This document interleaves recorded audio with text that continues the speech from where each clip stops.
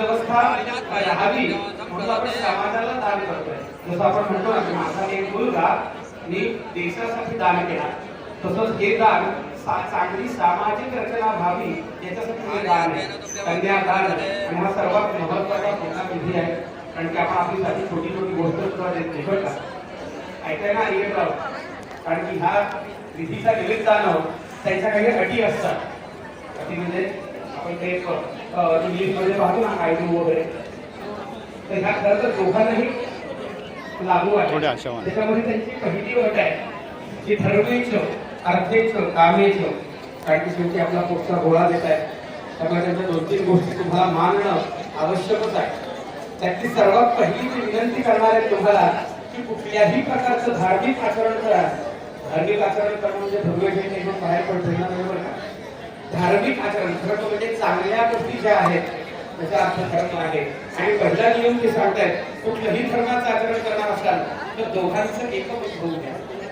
तिचा विचार घ्या, तिला विचार आपण ही पूजा करूया ना, ह्या देवळात जाऊया ना, ह्या ठिकाणी जाऊया ना, आणि मग दोघांचा विचार करून तुम्ही तो निर्णय घ्या. धर्मेच, त्याच्यानंतर अर्थेच. अर्थ म्हणजे सगळ्यांना कल्पना आहेच, हे सगळे तुमच्याकडून बदलून देते बरं का आम्ही. अर्थ म्हणजे पैसा. त्यांची इच्छा आहे की जो काही पैसा मिळवाल तो ह्यांच्या हातामध्ये आणून द्या.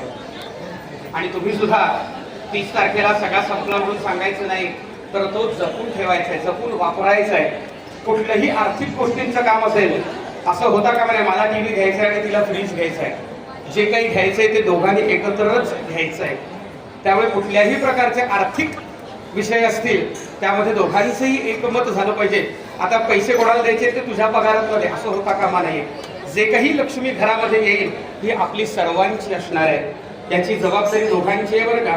पूर्वीच्या काही हे नियम फक्त जावयालाच लागू असायचे, पण आता सगळीकडेच 33% ने 50% मागतायत. त्यामुळे जबाबदारी दोघांकडेही आहे. कारण की जर तुम्ही पैसे स्वतः कमवत असाल तर त्या पैशाचा विनियोग देखील असाच व्हायला हवा, ही दुसरी अट आहे.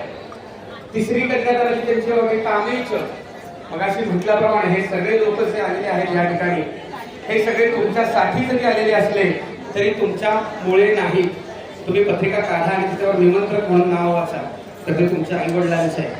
आणि त्यांनी बोलवलं म्हणून त्यांचा मान राखून ते आलेले आहेत. सगळं हातातलं पाणी सोडून द्यायचं.